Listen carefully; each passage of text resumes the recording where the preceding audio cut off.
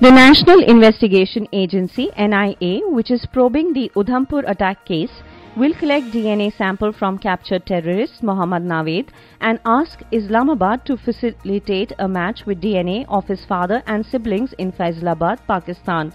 The purpose, sources said, is to conclusively and scientifically establish that Naved, caught soon after he attacked a BSF convoy in Udhampur on August 7, is a Pakistani national.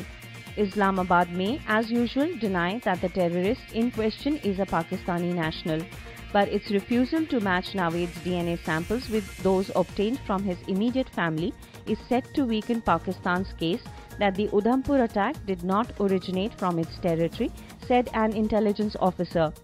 Incidentally, the NIA on Monday received the court's go-ahead for running a polygraph test on Naved. Naved has given written consent for the same in Urdu. The lie detector test will be conducted on him at 11 a.m. on Tuesday at the Central Forensic Science Laboratory in CGO complex here. Meanwhile, sources following Naved's interrogation on Monday disclosed that he was continuously kept under the influence of drugs and psychotropic substances by his handlers in Pakistan to ensure that his motivation level remained high.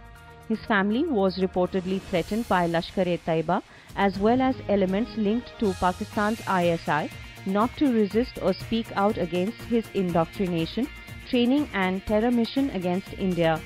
All through his indoctrination and training, he was brainwashed into hating Hindus.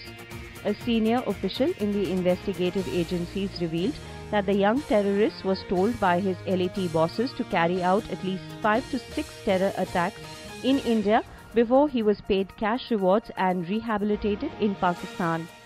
Before being brought from Jammu, Naved was confronted with other militants from Faisalabad lodged in various jails, and his interrogators concluded he was not lying about where he hailed from.